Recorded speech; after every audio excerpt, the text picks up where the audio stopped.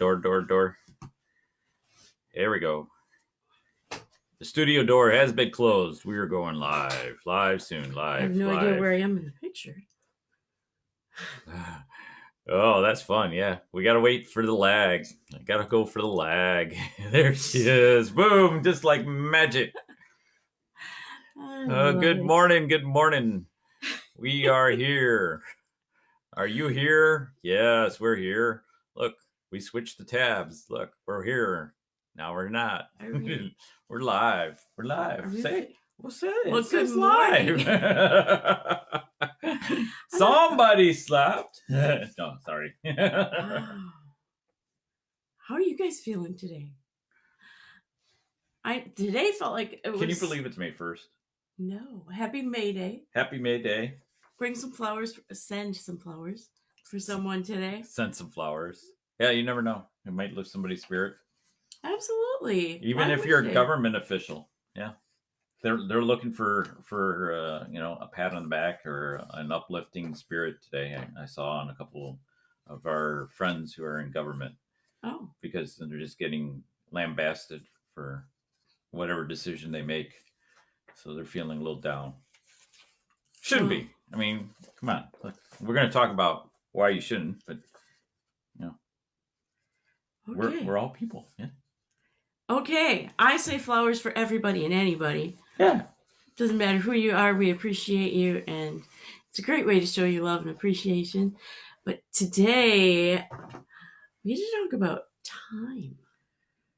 Right? No, we're talking about the one peasy-teasy thing. The one easy-peasy thing. Yeah. Can it be time? Well, I don't know. You're trying to take away date time. You're trying to take away the walk-in. So you're talking with your grandson yesterday, right? Yes. Yeah. That was always the best. Yeah. So what's the one thing that you really appreciate about those conversations? Time with my grandson, huh? No, I'm just the one thing I appreciate about those conversations is seeing his face light up when he sees me, and the little bits of laughter, and he's only 15 months old, so being 15 months old, just the fact that he can recognize me, but now he's making some different sounds. It's not really words yet, but there are different sounds that we kind of copycat back and forth that are kind of fun. And oh, that's interesting. Peekaboo. Peekaboo. We like to play peekaboo on the phone, which is kind of funny because I can do it on my side and he does it on his side, and he's playing peekaboo. It's adorable. Yeah. Yeah. He's got it all down pat. He does. Oh, that's cool. He does. That's pretty fun. You should join us someday. Yeah, that's it. So, so you say it's for you, you get a benefit, and he gets a benefit because he gets to laugh a lot, right? We both do. Yeah. You feel good about that, right? Yeah. Yeah. So, and you remember all these days that I know you do because you're screenshotting. I've got like thousands of pictures of just one little boy in 15 months. Literally thousands. Well, as children grow up, right? So he's 15 months and a half. Mm-hmm. Well, 15 months and a quarter now. Yeah. Okay. But we've studied, you've personally studied this through actual experience. Mm-hmm. We've gone through some discussions with our mentors and such and others about how that development works. We've talked about it a little bit on this show and more in our programs, but we've talked about that development and how at this stage it's just about absorbing all that in, right? The child is absorbing all this in, just everything you say to them. So when you laugh a lot, well, no, they're getting this, right? They're just taking it all in. Don't tell me. Oh, okay, I'm just thinking, to compare it to a video chat with a little toddler like that, I don't think he's taking it all in. He's taking in everything that's around him. But oh, what's happening? My phone is talking to me. I don't know why. Um, but when we're in person, it's Yeah. different. Yeah. Right? Right. Then Sure. I can get that face to face, undivided attention. But that attention span is pretty short at that age. Well, I'm not saying it isn't. I'm just saying they're just taking everything in. They're Right. Right. whatever stimulus they have. But as they grow older, there's more pointed conversations. There's more pointed experiences, right? Absolutely. Right. And they look forward to that next, running to you and saying, Nana, Nana. Wow. Well, and what they're looking for. They're looking for touch time. They're looking for hug time. They're looking for, you go ahead and chime in, people. Welcome. Say hello. We want to say hello back to you. We want to have you here with us. We enjoy it. But, but in all those points, there's one thing that children come back to. They spell love in a certain way, don't they? Love. Well, yeah, that's cute. Luv. No, but the child. Well, yes, but the child spells love because love is too big of a concept for them. They spell it Time. Ah. So it's about time, right? Time that you spend with them. They remember the time. They say when they grow older, oh, Nana was always there, right? Or Papa was always there, or we had fun in the park, or fishing, or throwing a softball. I remember, you can remember experiences with your dad and your mom and I as well, and we were fortunate enough to have both of them grow up, as we grew up, to be with us, right? And I remember an opportunity of the time with Dad throwing a softball. I didn't know what the softball thing was all about, but we got into the backyard. He got me a glove, and we got to throw a softball, and we had a 110-yard backyard, so it was really good for being able to throw for a little kid. So lots of distance. Errant flies usually didn't go over the fences of the neighbors, although they did upset mom's garden a little bit. Heard you can keep kids busy with crayons. Yes. But they like it when you sit down next to them, Luke. They like to have you draw with them, color with them, take interest into what they want, right? And so what that point is they spell it with how much time. So we're talking about quantity time as a child, right? But as adults, we move to quality time. Adult to adult, we move to quality time because we're all busy people, right? I think even as kids, we want that quality time because I think I remember back, and the times that I remember when my parents were home, there's time that they could feel like we're all together as a family. Yeah. But they were busy working. Yes. Okay. So I grew up on a little farmette, and only 30,000 acres, just a farmette. No, just kidding. No, it was between 20 and 40 acres, depending on when. And then later years they downsized. Yeah. But that time that they spent, they could spend time with me in the garden. Yes. Yeah. That was not the fun, as much appreciated time, just because it felt like work back then, right? Yeah. So I appreciate that time now, but as a kid, it's like, no. But the time that they took to toss that ball back and forth, those countless hours, the time that they took to go to the movies, go shopping, go ice skating, do all those fun things, the simple things like coloring, any time that they would spend specific with kid activities. Yeah. So, but it was still children you remember the experience. It may be quality time, but you just wanted quantity. You just wanted as much time as you could with mom or dad Yeah. or I mean, even yeah, the simple fact of them aunt, sitting whatever. there Yeah, while I played yeah, piano, yeah, if they were nearby when I was playing yeah. piano, Listen to this. not, but this was interesting, Yeah, not across the room in the kitchen, yeah, doing her own thing, close by. yeah. But so there's those experiences, right? But as adults, one on one, that we have time, date night, or it's more about the quality. What do we do? Are we shutting off the phones and just sitting and talking? And it's about what type of activities really happen during that time, Mm-hmm. right? In the workplace, I know this with leading a team. You know this as well. Yeah. It's about the touch time. It's about Touch time at work. no, not touch, but as far as being there one on one with a person.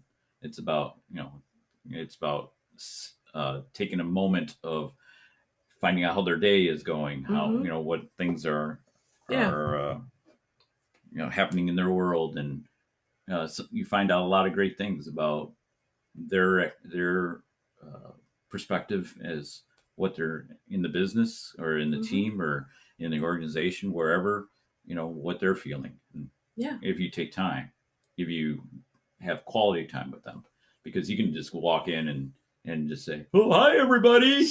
I used to do that, Right. right? Right. She's telling me, move to the next page. Yes, I am. Don't want you guys to get bored. Look at No. this, you guys. Okay, so talk about up leveling. Time. Okay, time. Okay, so it used to be we would just come in and we just chat, right? Then we moved to some written notes, handwritten notes. Last week I come in with these nice typewritten pages because he gave me the, it was my planning time. Yeah. So what does Joe do? This is just cracking me up.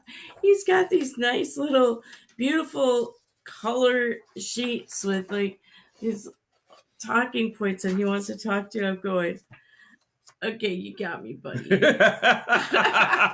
It's the one easy peasy thing.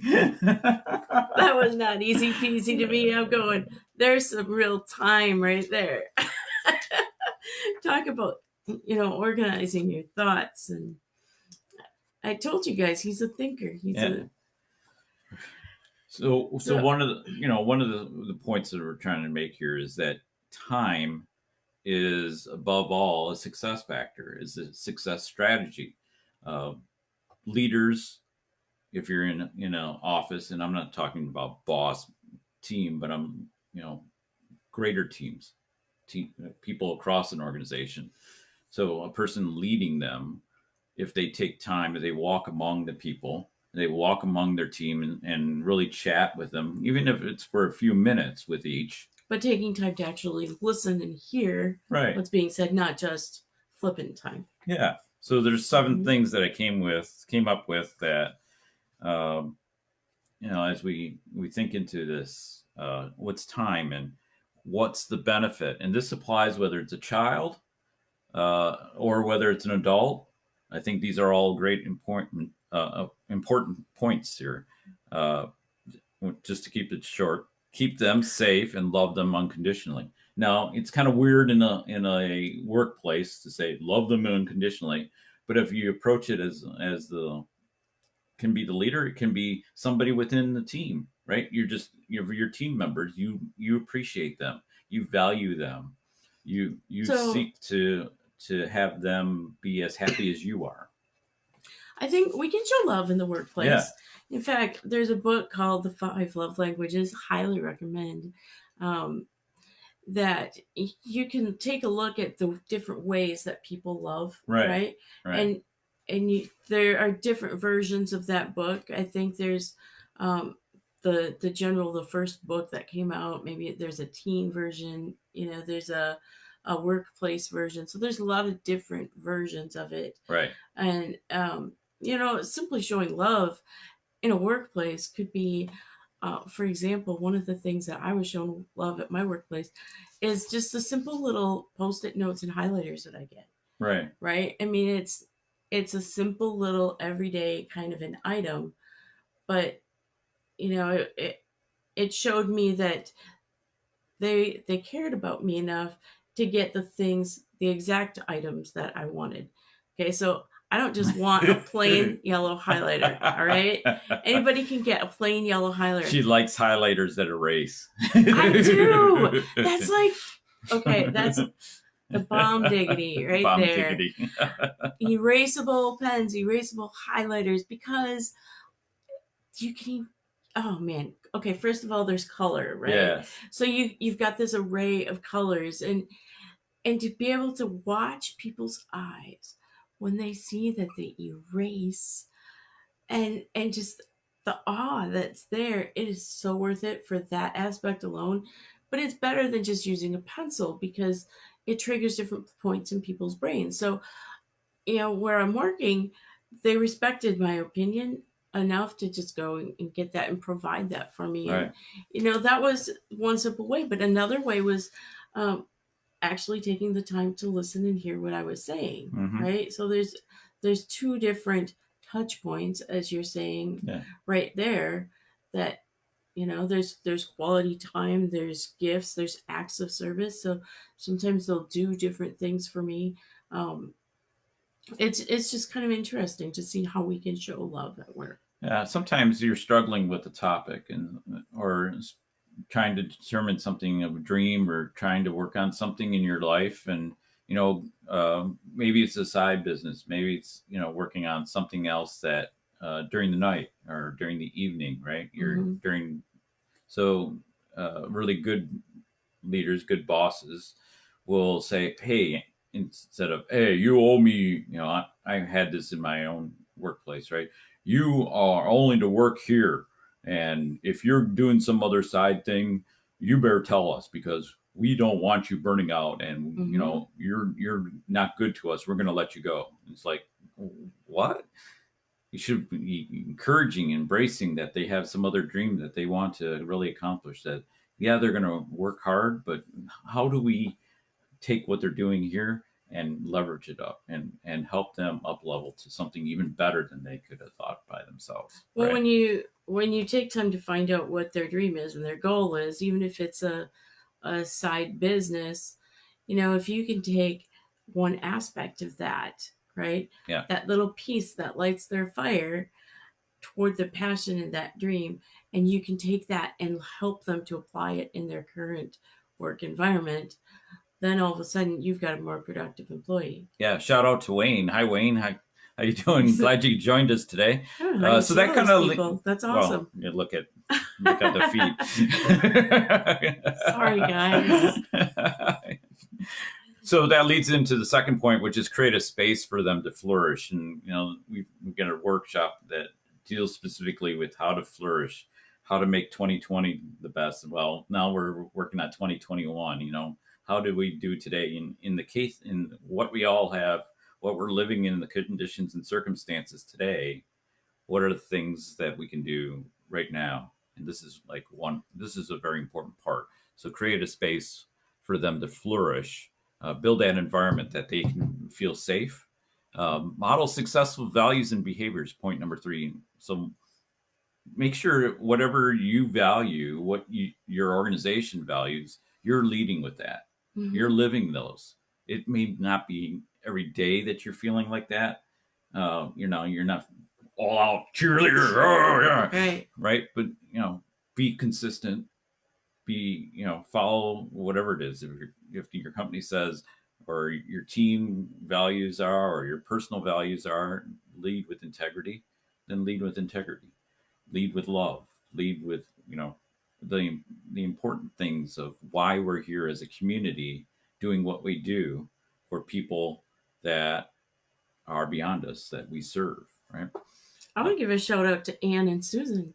All right, Anne and Susan. Look at that. I figured it out just a little bit. And all the people that came before. Well, I can't see everybody, but it told me just a couple of people that were here. That's awesome. I don't know why Facebook doesn't tell us everybody, but we care about all of you.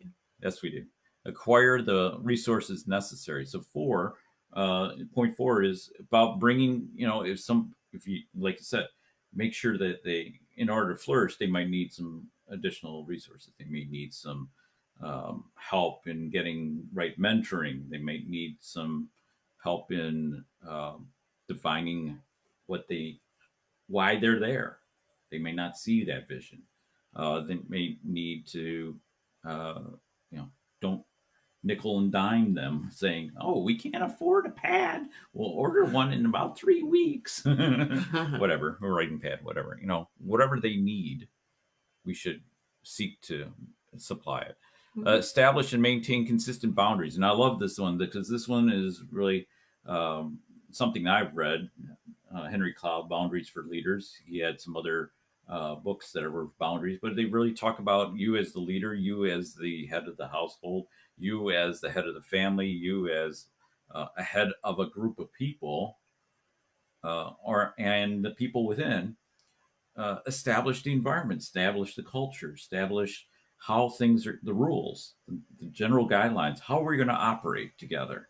And in a family, we probably don't think about that so much, but we do, in a way, create a boundary. We say, "Oh, we're not going to do that," or we're going to be nice. And if somebody says, if you say something bad to somebody, you should go and seek to apologize. So that's a boundary, right? There's a limit to how much we can explore or not necessarily get away with, but Yeah. but there's an environment. I think back in the workplace because it's easier to say that they're given certain powers, certain authority to make a decision. Like Southwest was their their gate agents. If something was not going right, they could make it better on their own. They didn't have to call the supervisor to say, "Can I do this?" or "What do we do?" Right? They're empowered. Right. So I've learned something that was interesting years and years ago. So I don't know if I remember the exact study, but I can tell you a little bit about it. It was about boundaries. And what was interesting is they did this study with children, okay? And they would send children out to play, and there were no clearly defined boundaries, okay? So they stayed a little bit closer to the building. When there was a little bit more of a defined boundary, they played a little further out, right? But still kind of played it safe and closer. But when they put a fence up and they could clearly see exactly how far that boundary went, they would go all the way out to the fence and they would utilize that whole space. Right. But the thing of it is, and this is what's kind of interesting to me, is that when boundaries are clearly defined, they're not just a limiting factor. They actually provided more freedom. Yes. And maybe a sense of peace of sorts, right? So it's not just a no. So many times we look at rules and things as that's that boundary, and I'm so confined and so constricted, but it's actually giving us the freedom to know how we can act freely. Yeah. And those are great points. And I'm thinking, as you're talking about, what's coming into my mind is, an example of something that didn't work too well. So senior leaders of an organization I used to work for, uh, they couldn't operate. They couldn't communicate well. They were building silos. We've seen that happen. So they decided to spend a lot of money for a consultant to come in to tell them how to build rules of engagement. These are the rules we're going to live by. And well, okay, that was fine until people start dropping off. And then they had to remind people, this is what we do. But it didn't go to heart, right? We should be self-policing these boundaries. Yes, they may be established by one person or by the group as a whole, but it's up to each of us to self-police, to say, you can only go that far. If Johnny tries to climb the fence, yeah, Johnny, you better come down. It's not safe out there, or we shouldn't be going over the fence unless we all agree that we should go over the fence. It's a good humor, man. Oh my Number goodness. 6 is allow them to make their own mistakes, and Hey, that's get a couple more shout woo, outs. Larry. Hey, Larry and And Carol, Carol. Cool. awesome, you guys. Welcome. It's bright and sunshiny early Well, over there. yeah, I love that. yeah. Allow them to make their own mistakes. So that's an important part. Like we're talking about, it falls in that sometimes they're going to fall in the yard running to the fence. Hmm. Sometimes things are not going to go as planned. That's why you have erasable highlighters, right? And pens, That's right. right? And number That's 7 is right. encourage them to follow their own dreams. So as we were mentioning uh, earlier here, to this idea that they have their own dreams of being within the team. As a child, they have their own dreams of what they want to become, and it's our job to encourage them to build that environment, keep that environment going, so they can grow and they can feel warm and welcome, and their ideas matter. Everybody wants to be recognized, right? I mean that's just the kind of that's just the way things are, right? And I Yeah, think we are hardwired. People talk about dreams, and I think it's such an obscure idea for people.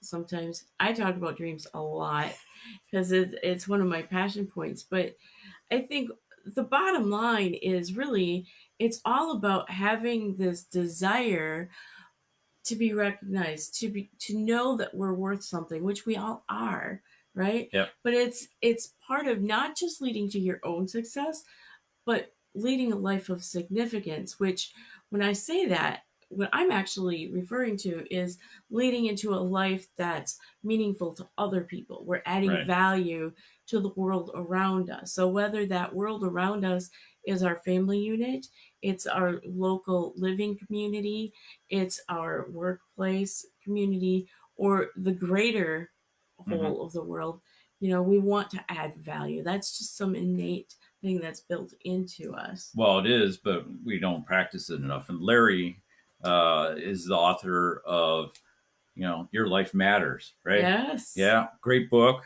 We recommend it. Link in with Larry. He'll send you an autographed copy. For a little bit of a pittance of investment. It's well worth beyond the price of the book. So go ahead and get Larry's book. It's a fantastic, and it really is a good gift to someone that say, "Hey, your life matters. You matter."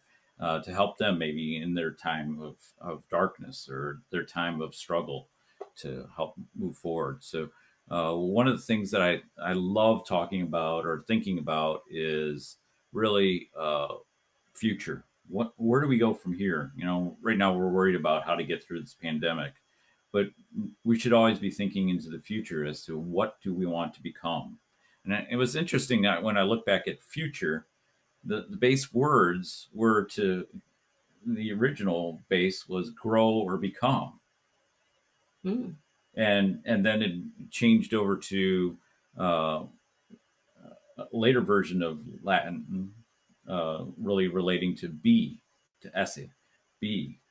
So, um, and then it became old. Was it Old French? Yeah, Old French. And then late Middle English became finally the version that we really know about today. But it really comes out of a stem of grow or become. So it's not about I'm just going towards something, but I'm going to develop. I'm going to grow towards something. If we think about John F. Kennedy talking to the nation and saying we're going to put someone on the moon, and now we're seeing NASA just announced SpaceX and I think Blue Origin are going to be approved to land somebody on the moon again. Mm. So we're going back to the moon, but we're also have so much more here on this planet to explore, to understand, to see the fish in the Venice Canal I would again. love to do that someday, by the way. But it also means a death, surprisingly. Oh. Death, yeah, because your existing your existing you is evolving, and so it's the death of you today being replaced by the death of you, by the life of you the next minute. You're changing, you're evolving, and so I think one thing that we as we give time, as we invest time with others to bring this back, they're going to see your help. They're going to see that you care.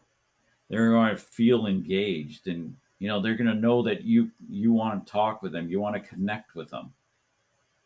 And I think those are so valuable. And I just remember those great interpersonal things we had time to with John Maxwell, not just to be there in a room or to, I had a little more time with him, being in Guatemala with him, you know, one on one, right?